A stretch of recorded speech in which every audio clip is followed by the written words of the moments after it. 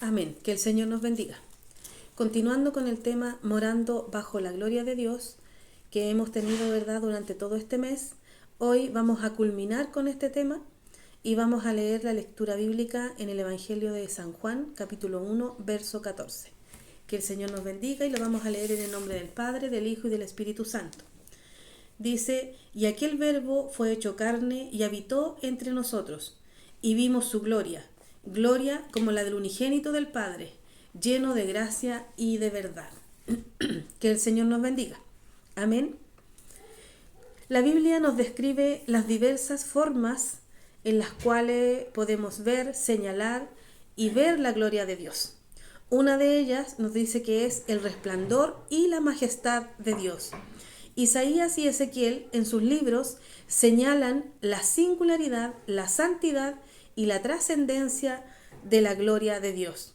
Es decir, que la gloria de Dios es única, es santa, permanece, es eterna, no tiene principio ni fin. Pedro, en su segunda epístola, señala la gloria de Dios como la magnífica gloria. Lo que nosotros más podemos conocer o oír cuando nos hablan de la gloria de Dios, ¿cierto?, es la visible presencia de Dios entre su pueblo, tal cual como la vieron los israelitas, el pueblo de Dios, ¿verdad?, que la vieron como nube de día, como fuego de noche. Esta misma gloria se le conoce como la Shekinah o Shekinah, como usted quiera decirle. Lo importante de esto es que esta palabra describe la visible manifestación de la presencia de Dios o de la gloria de Dios. Cuando hablamos de visible es porque podemos verla con nuestros ojos. Que el Señor nos bendiga. Amén. Esta nube y columna de fuego desaparecen cuando el pueblo de Israel entra en la tierra prometida, cuando comienza la conquista. Desde ahí en adelante, la gloria de Dios es representada o simbolizada por el arca del pacto. Esta es la misma gloria que vio Moisés en la zarza, cuando esta zarza, ¿verdad?, ardía pero no se consumía. La misma que cubrió el monte Sinaí cuando Dios le entrega a Moisés las tablas de la ley. La misma que guió al pueblo de Israel por el desierto en forma de nube y columna de fuego. La misma que acompañó también al pueblo, ¿verdad?, en todo el periodo de la conquista, cuando ellos entraron a Canaán y empezaron a conquistar los territorios, ¿verdad?, que Dios le había dado para tomar posesión de ellos.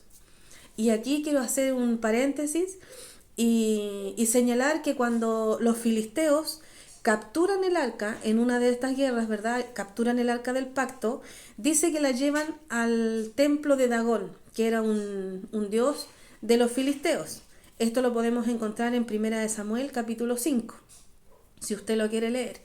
Y dice que cuando los sacerdotes vinieron en la mañana al templo de Dagón, dice que Dagón estaba postrado delante del arca de Dios.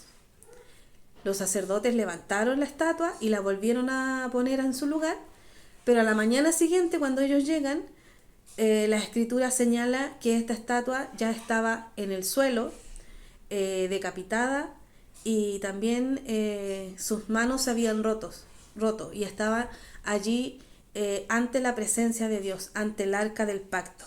Esto nos señala que Dios es santo y no comparte su gloria, no importa dónde esté, no comparte su gloria con ningún ídolo, no comparte su gloria con nadie, porque la gloria de Dios es única, es santa, es perfecta. Por lo tanto, no tiene compatibilidad con la idolatría. Que el Señor nos bendiga. Esto como un paréntesis. Lea esa historia muy bonita. La encontramos en 1 Samuel capítulo 5, de ahí en adelante. Amén. Esta también es la misma gloria que más tarde llena el templo de Salomón. Cuando Salomón dedica el templo a Dios, dice que baja la gloria de Dios y la casa se llena de humo. Que el Señor nos bendiga. Amén. Hasta que llegamos a los tiempos de Ezequiel. En el verso 4 también nos revela, ¿verdad?, que por causa de la idolatría y del pecado del pueblo y de sus líderes, ¿cierto?, la gloria de Dios abandona el templo. Decíamos, ¿cierto?, que la gloria de Dios no es compatible con la idolatría ni con el pecado. Por lo tanto, no pueden morar en el mismo lugar. Y dice que los querubines elevan la gloria de Dios y la sacan de la ciudad, del templo y de la ciudad. Que el Señor nos bendiga. Luego, cada uno de los profetas, ¿verdad?, que va hablando sobre la gloria de Dios, ellos la empiezan a ver en visión, en sueños. Que el Señor nos bendiga. Amén. Hasta la venida de Jesucristo, que es la gloria de Dios encarnada y accesible para la humanidad. Que el Señor nos bendiga. Por eso el texto que leíamos dice: y aquel verbo fue hecho carne y habitó entre nosotros. Y así nosotros pudimos ver su gloria. ¿Cierto? La gloria, dice, como del unigénito del Padre, lleno de gracia y de verdad. Desde tiempos remotos, ¿verdad? O más bien decir que Dios, cuando pone al hombre, ¿verdad?, en el huerto del Edén, el hombre tiene la gran bendición, Adán, y tiene la gran bendición de poder hablar con Dios. Él escuchaba la voz de Dios directamente, como estar hablando con alguien. Así lo revela la Escritura, que el Señor nos bendiga. Pero cuando el hombre peca, es sacado del huerto, y a causa del pecado hay una separación entre Dios y el hombre. Y el Salmo capítulo 8, verso 1 dice: has puesto tu gloria sobre los cielos. Por lo tanto, Dios elevó su gloria y dice: has puesto su gloria sobre los cielos. Ya no era accesible a estar con el hombre. Que el Señor nos bendiga. Pero Dios, en su infinita misericordia, escoge a un pueblo determinado, que es el pueblo de Israel, ¿verdad?, para establecer nuevamente una relación con el hombre. Que el Señor nos ayude. Dios, en su infinita misericordia, en su infinito amor, a pesar de que el hombre había pecado, ¿verdad?, había desobedecido, nuevamente quiere establecer esta relación con el hombre. Quiere entablar nuevamente una relación con nosotros. Que el Señor nos bendiga.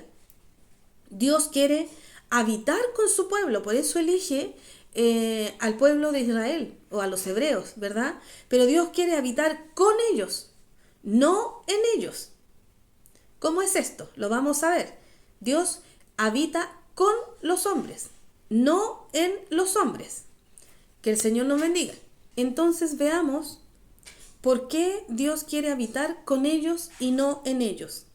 Y es porque su conducta, como la conducta de Adán, ¿verdad?, no permitía que la gloria de Dios formara parte en la vida del hombre, ya que el hombre, después de haber pecado y desobedecido, estaba destituido de la gloria de Dios. Que el Señor nos bendiga. Amén. Dios comienza entonces a llevar a cabo un proceso para habitar en medio del pueblo, mostrándole a Moisés los planos de un edificio llamado tabernáculo. Que el Señor nos bendiga, ¿verdad? Eso lo podemos encontrar en toda la parte donde empiezan a construir el tabernáculo. Dios le da las medidas exactas, cómo tiene que ser, cuáles son los utensilios que tienen que estar, ¿verdad? Entonces, Dios le muestra a Moisés los planos de este edificio llamado tabernáculo, donde moraría su gloria, específicamente en un lugar llamado lugar santísimo, donde nosotros debemos habitar, ¿verdad? Que el Señor nos bendiga para poder ver y sentir la gloria de Dios. En Éxodos 40:16 dice que cuando Moisés termina el tabernáculo, dice, hizo conforme a todo lo que Jehová le mandó. Que el Señor nos bendiga. La gloria de Jehová, dice, llenó el tabernáculo. Una vez terminada la tienda, ¿cierto? Dice que la gloria de Jehová llevó el tabernáculo. Y aquí nos lleva a una pregunta. Y decir, ¿qué es lo que llenó la gloria de Jehová? ¿Verdad? Dice, llenó el tabernáculo, no el pueblo. No olvidemos que Dios quería establecer una relación con el hombre para estar con ellos, no en ellos, porque ellos habían desobedecido. Que el Señor nos bendiga. Amén. Por lo tanto, la gloria de Dios o la gloria de Jehová llena el tabernáculo, no al pueblo que estaba alrededor del tabernáculo. Que el Señor nos bendiga. Más tarde, en Segunda de Crónicas, capítulo 7, vemos cuando Salomón, ¿verdad?, dedica el templo que ha construido para el Señor, ¿cierto? Dice, y la gloria de Jehová llenó la casa. Entonces, ¿qué llenó la gloria de Jehová? Al principio decíamos, ¿cierto?, que la gloria de Jehová llenó el tabernáculo, pero ahora dice que la gloria de Jehová llenó la casa, no a los que estaban dentro de la casa. Que el Señor nos bendiga. Amén. El hombre estaba, como decíamos, ¿cierto?, destituido de la gloria de Dios. El pecado de Adán afectó a toda la humanidad, haciendo una separación entre Dios y los hombres. Romanos 3:23, ¿cierto?, dice, por tanto, todos pecaron, estaban destituidos. Que el Señor nos bendiga. Dios comienza entonces este proceso de acercamiento para manifestarse al pueblo en el tabernáculo y en el templo. Como lo leímos, ¿cierto?, o lo dijimos antes. Que el Señor nos bendiga. La condición del hombre, después de que ha pecado, ¿verdad?, después de que ha desobedecido, no era compatible con la grandeza y la santidad de la gloria de Dios. Por eso, en la visión de Isaías, ¿cierto?, dice que los serafines declaran la santidad de Dios. Cuando Isaías dice, ¿cierto?, en el año en que murió el rey Usías, vi yo al Señor, ¿cierto? Y su gloria llenaba el templo, ¿verdad? Y dice que habían unos serafines, ¿cierto?, que declaran la santidad de Dios, diciendo, santo, santo, santo. ¿Por qué razón? Porque el profeta no necesitaba saber que Dios era bueno, que Dios era un Dios de milagros, que Dios era omnisciente, era omnipotente o era omnipresente. ¿Qué era lo que necesitaba saber el profeta? Que Dios era santo, que su gloria es santa. Por lo tanto, no se compatibiliza con el pecado que hay en el hombre. Por esta razón, ¿cierto?, Isaías tuvo que reconocer que él era pecador. Él dice, ay de mí que soy hombre muerto, ¿verdad? Porque soy hombre de labios inmundos y habito en un pueblo de labios inmundos. Que el Señor nos bendiga. Allí Isaías, ¿cierto?, tuvo que reconocer que él no era perfecto, que él tenía pecado en su vida y que no podía compatibilizar, ¿cierto?, el pecado y la gloria de Dios dentro de sí.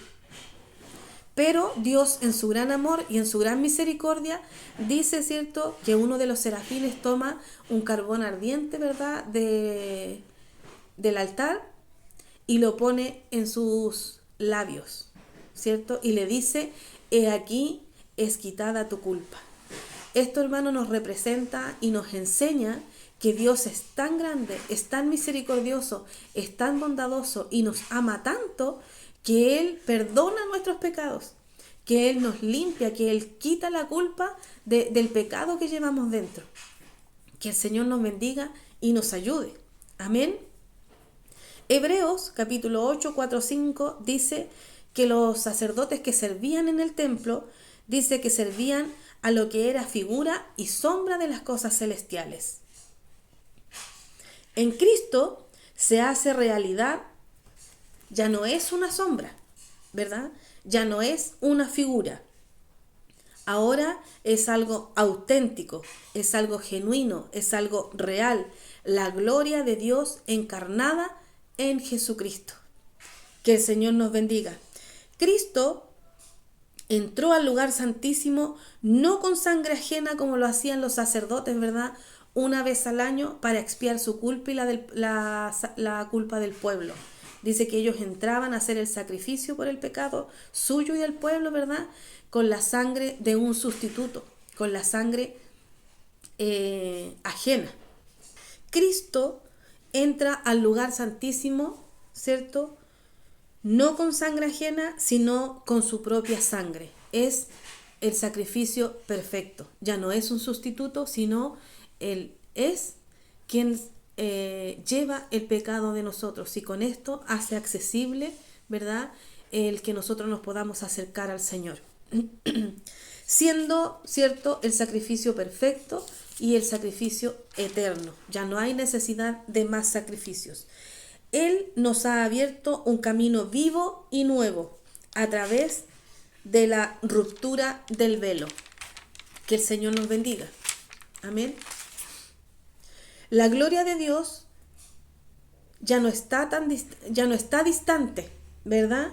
Camina entre nosotros y con nosotros. Así como cuando vemos, ¿cierto?, y leemos acerca del nacimiento de Jesús, ¿verdad? Dice en Mateo 1:23 que el ángel dice, ¿cierto?, citando al profeta Isaías, dice: llamarás su nombre Emanuel, que traducido es Dios con nosotros, ¿verdad? Por lo tanto, la gloria de Dios ya no está distante, sino que camina entre nosotros y con nosotros. Por eso el verso que leíamos, ¿cierto?, dice que aquel verbo fue hecho carne y habitó entre nosotros y vimos su gloria. Esto habla netamente de Cristo mismo. Que el Señor nos bendiga. En Lucas capítulo 11 vemos cuando Jesús resucita al hijo de la viuda de Naín, ¿verdad? Y aquella gente que vio aquel milagro dice que tuvieron temor, pero al mismo tiempo glorificaban a Dios diciendo: Dios ha visitado a su pueblo. Que el Señor nos bendiga. ¿Por qué? Porque es el Emanuel, es el Dios con nosotros, es el que ha visitado a su pueblo. Que el Señor nos bendiga. Amén. Jesús vino a restablecer una relación entre Él o entre Dios y los hombres, tal cual como la tenía en el huerto del Edén. Dios, como Dios, no habla con el hombre, ¿verdad? Una vez que el hombre desobedece, ¿verdad?, y peca y es sacado del huerto del Edén, Dios ya no habla con él. Que el Señor nos bendiga. Amén. Pero Dios, en la presencia de Jesucristo, habla con nosotros, está entre nosotros y camina con nosotros. Jesucristo es la gloria de Dios caminante y encarnada. Que el Señor nos bendiga. Amén. Dios, hermano, nos ayude a poder entender que hoy en día Jesucristo es la misma gloria de Dios, aquella que veían los israelitas, ¿cierto? Aquella que los profetas vieron en visión. Hoy esa misma gloria se llama Jesucristo. Que el Señor nos bendiga. ¿Cómo entonces se manifiesta la gloria de Dios a través de Jesucristo? Esto lo podemos ver, ¿verdad?, que esta gloria se manifiesta a través de las señales, de los milagros que Jesucristo hace. Que el Señor nos bendiga. Dice Juan capítulo 11, 40, cuando nos relata, ¿verdad?, que Jesús va a la casa de Marta y de María, ¿cierto?, una vez que Lázaro muere, dice que le dice a Marta que quiten la piedra. Y Marta le dice: pero Señor, lleva 4 días muerto, ya está dando mal olor. Entonces Jesús le dice a Marta: Marta, ¿no te he dicho que si crees verás la gloria de Dios? Y aquí nos está hablando netamente del milagro de la resurrección. Que el Señor nos bendiga. Por eso decimos, ¿cierto?, que la gloria de Dios se manifiesta a través de Jesucristo en las señales que Él hace, en los milagros que Él hace. Y aquí nos está hablando del milagro de la resurrección.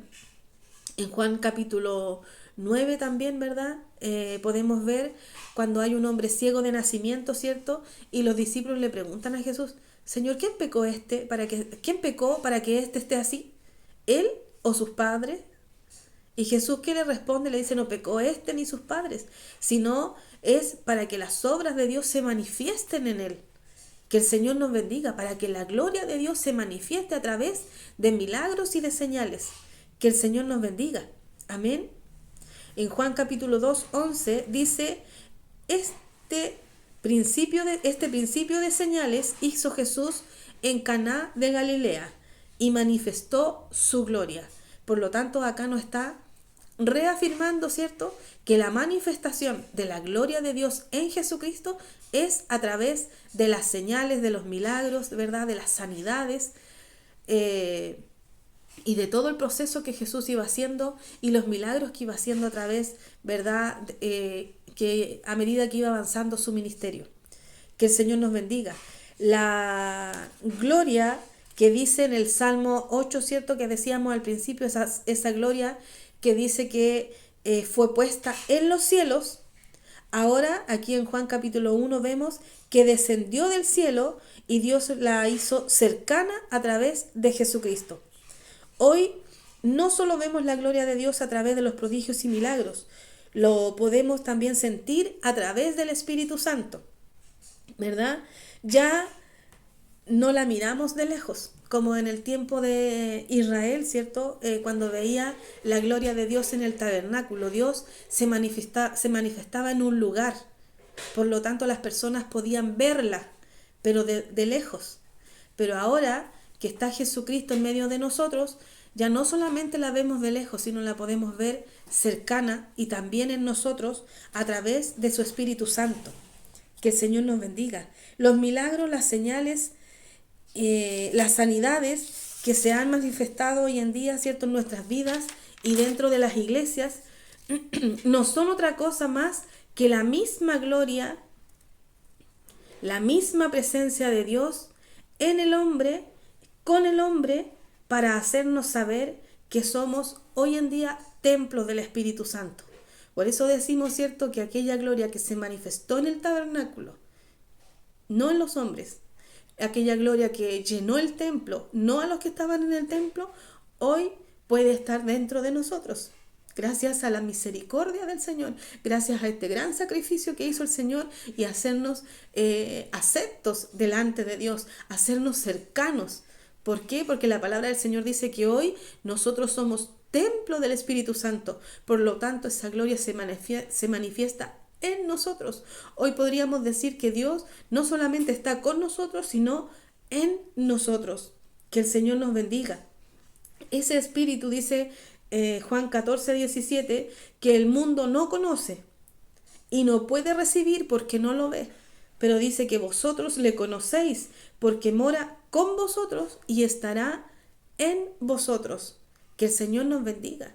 Esa gloria de Dios que veía el pueblo, ¿verdad?, de Israel, a esa gloria de Dios que se manifestaba a través de nubes, ¿cierto?, de fuego, esa misma gloria que veían los profetas en visión, nosotros hoy podemos sentirla en nuestro corazón y podemos verla a través de los milagros, a través de las sanidades que ocurren hoy en día, porque son la manera de cómo se manifiesta la gloria de Dios en nosotros. Que el Señor nos bendiga. Amén. Dios, hermano, nos ayude para poder entender que tenemos que perfeccionarnos cada día, que tenemos que tratar de ser, como dice la Escritura, de cierto dice, ser santo como yo soy santo. Pero cuando habla de santidad no significa que nosotros no vamos a pecar, porque todos nosotros dice somos pecadores, ¿verdad? Sino la palabra santidad significa separados, apartados, tratar, hermano, de estar siempre alineados a la palabra del Señor. En la antigüedad, ¿verdad?, la gloria de Dios llenaba el tabernáculo y el templo, no a los que estaban alrededor del tabernáculo ni a los que estaban en el templo. Pero hoy nosotros somos templo del Espíritu Santo y esa gloria que se manifiesta a través del Espíritu Santo mora en nosotros y está con nosotros. Que el Señor nos bendiga y nos ayude. Tenemos que darnos cuenta, hermano, que el pecado y la gloria de Dios no son compatibles, no pueden habitar en el mismo lugar. Por lo tanto, nosotros tenemos que ir perfeccionándonos día tras día hasta llegar, dice la palabra del Señor, ¿cierto?, a ser a la medida de un hombre perfecto. Que el Señor nos bendiga y nos ayude. Esto lo hacemos a través de la oración, a través de la lectura de la palabra.